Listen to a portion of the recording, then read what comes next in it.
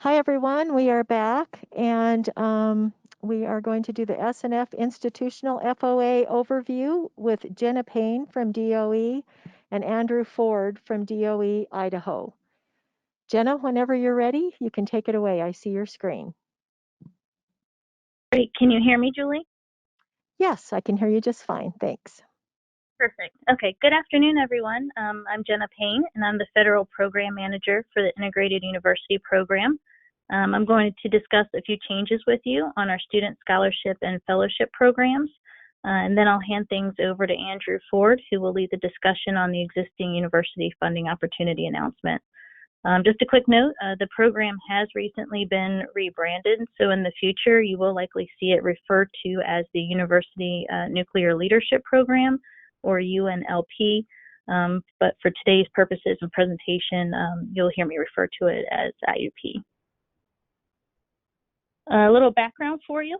The Integrated University Program was established back in 2009 as a joint effort with the Department of Energy, the NRC, and NNSA to provide support for university R&D, faculty, and students in areas that are critical to maintaining NSNE disciplines. So as you can see, each agency independently manages its own portion of the program. For the Office of Nuclear Energy, that focus is on offering undergraduate scholarships and graduate fellowships. Our goal with this program is to attract the best and the brightest to nuclear energy professions. Doing this will not only allow us to enhance R&D capabilities at U.S. universities, but it will also help us to build the next generation nuclear workforce, thus fulfilling the demand for highly trained scientists and engineers in these critical areas. So we have two types of funding opportunities associated with DOE NE's portion of the Integrated University Program. The first are our scholarship and fellowship requests for applications, designed for students from 2- and 4-year institutions of higher education who are pursuing a nuclear energy-related discipline. We typically look to award around 70 scholarships and 30 fellowships in any given year, depending on the quality of the application pool, as well as our funding level, which is usually at the $5 million mark. When the RFAs are issued, we promote them through a mailing list and website posting on nup.gov. We also promote the opportunities at various conferences, such as ANS, and when possible, university visits. We're looking to release the next round of RFAs in September 2021, so it's coming up soon. So if you aren't already on our mailing list, please feel free to reach out to be added so that you can be notified when these opportunities become available.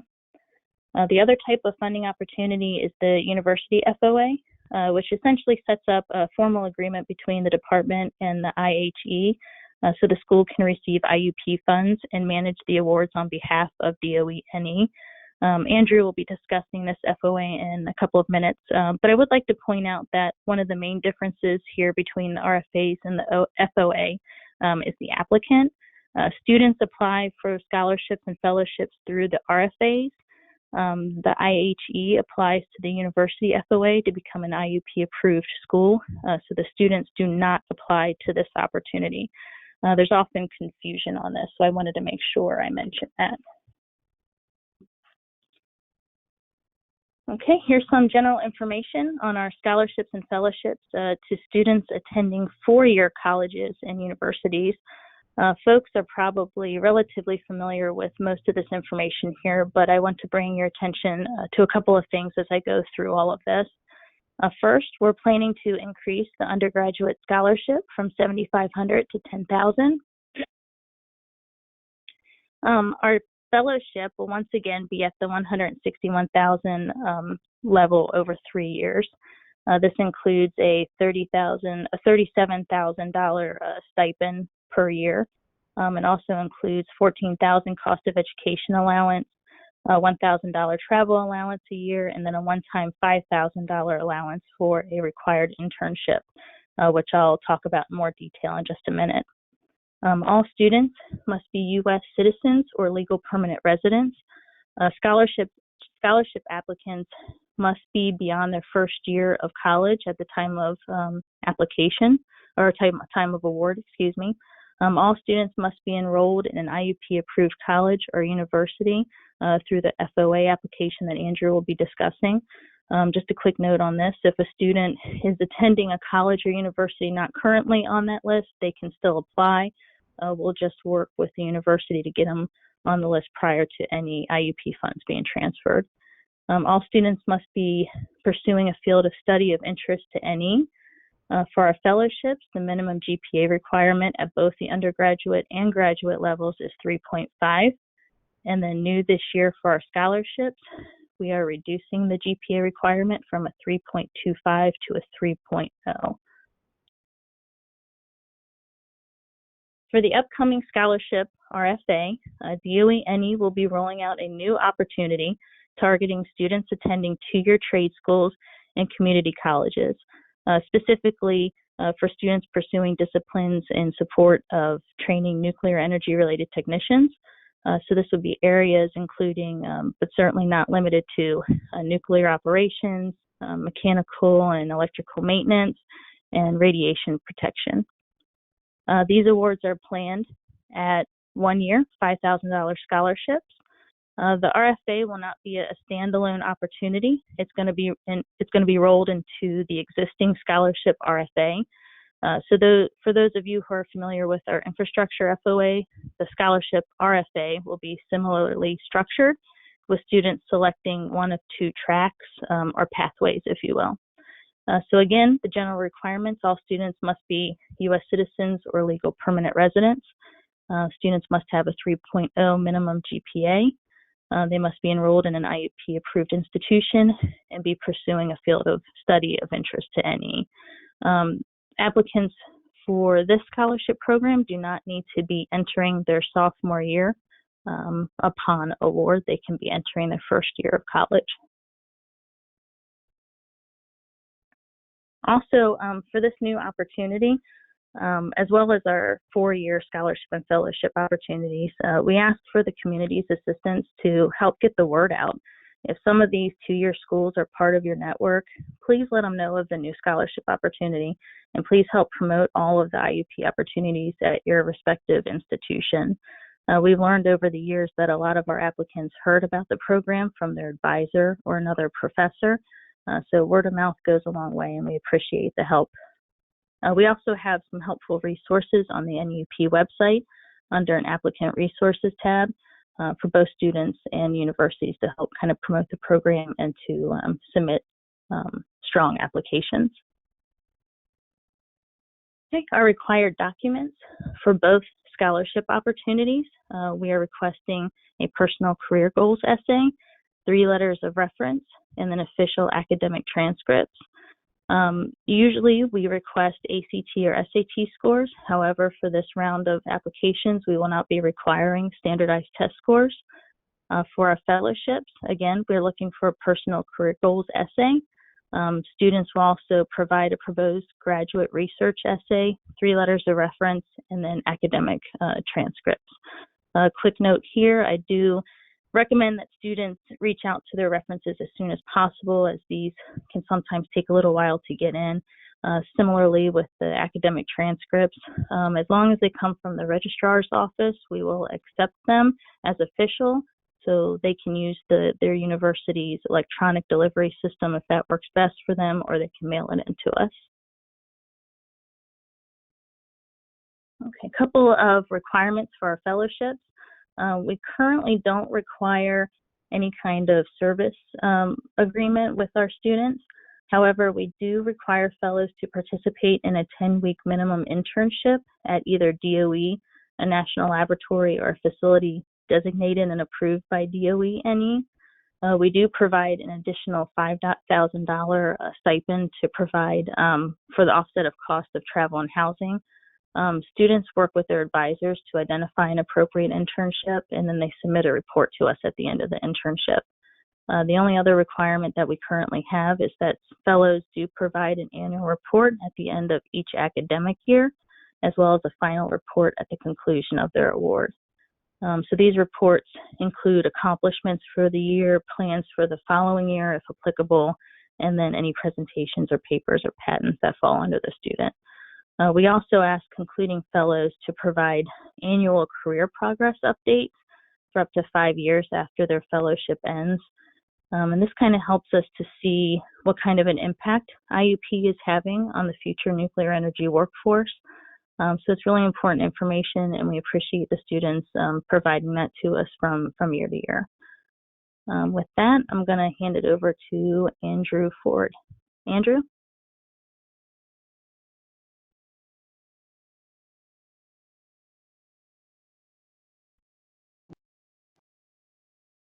All right, just a real quick audio check. All right, sounds good. My name's Andrew Ford, as Jenna mentioned. I'm a contract specialist here in Idaho, out of the Idaho Operations Office. As Jenna mentioned, the RFAs are where the students apply. I'm going to discuss briefly about the university funding opportunity announcement, where the universities apply to become on the approved list. So this FOA serves as a support mechanism for annual IUP RFAs to the student applicants. It establishes the cooperative agreements between institutions of higher education and DOE, and it's an instrument to receive the IUP funds and administer them to students. This new FOA that was released last October, many of the universities have already applied and been approved. As of just last week, we've awarded 56 cooperative agreements, with 36 of them receiving the funding from the RFAs previously issued and selected, where the students were selected.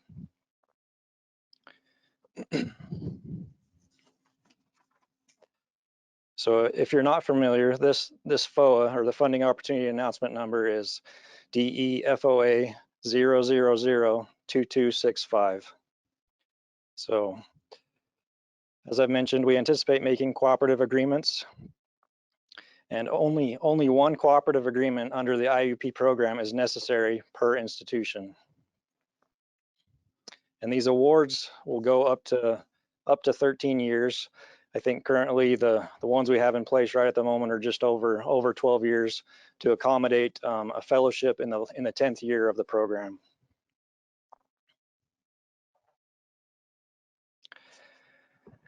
So once a university receives a cooperative agreement, they may or may not have funding initially up front, depends on if there were students selected at that time. With the 56 awarded, as I mentioned, 36 of them received funding right at this time. The other 20 are in place on the approved list to receive students or fellows for upcoming rounds of RFAs that are issued.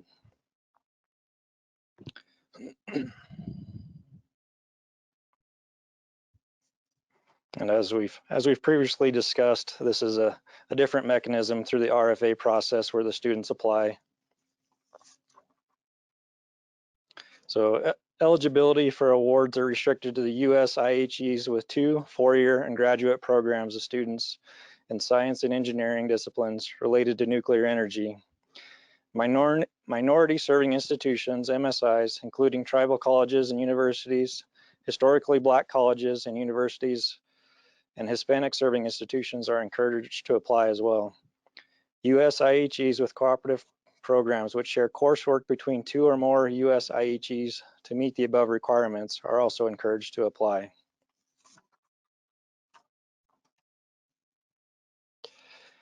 Some of the responsibilities of the IHE: they should of course comply with the terms and conditions of the awarded cooperative agreement, promote the US Department of Energy Office of Nuclear Energy Integrated University Program scholarship and fellowship support opportunities at your school, distribute scholarship fellowship funds to enrolled students selected and identified by NE to receive scholarships and fellowships in accordance with the program guidelines, collect and timely submit information required for interim, annual, and final reports, return any unused funds provided for each participating student at completion of the school year scholarship or at the completion of the period covered by the fellowship, or as directed by DOE.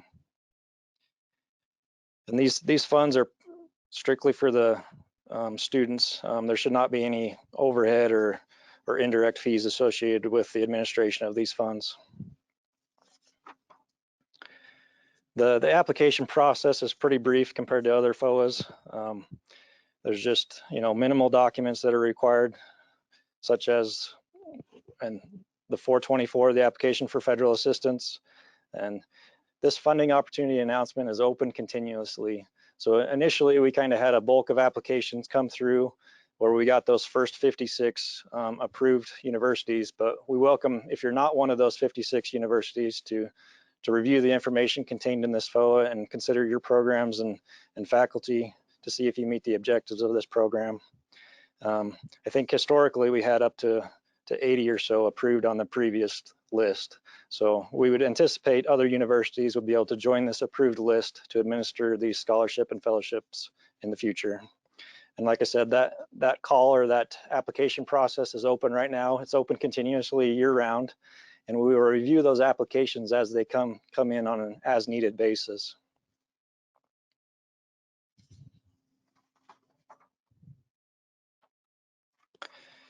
And of course, if you have any further questions, there's some contact information for myself, Julie and Jenna. There's a few other slides here later on in the deck here that just shows the approved universities that have received awards thus far. And just for information, I don't know if the audience has any of those approved universities, but those awards did get placed last week with the effective date of August 1 or August 6th. To where these cooperative agreements are effective. However, there might be a slight delay as far as the funding becoming available through the ASAP process. They could perhaps be today, but no later than next week to where those funds will become available. And I think that's all I have right at the moment.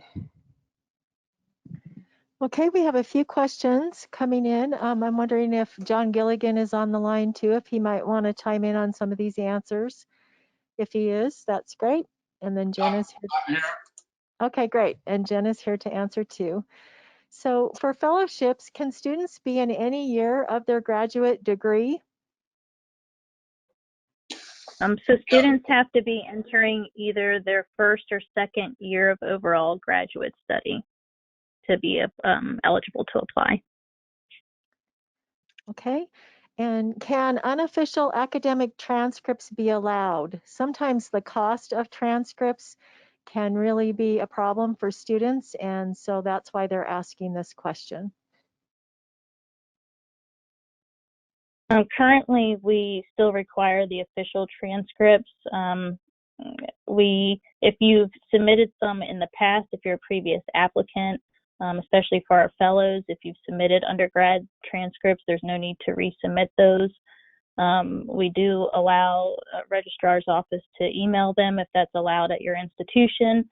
Otherwise, it can be sent by mail or through the electronic delivery system at the school. But currently, it's still official. Sorry. And one other thing I just wanted to add, the electronic delivery is a really good idea because those are very fast, and we've had a lot of students miss the deadline because we got their transcripts too late. So that's always a really good option if that's available at your university.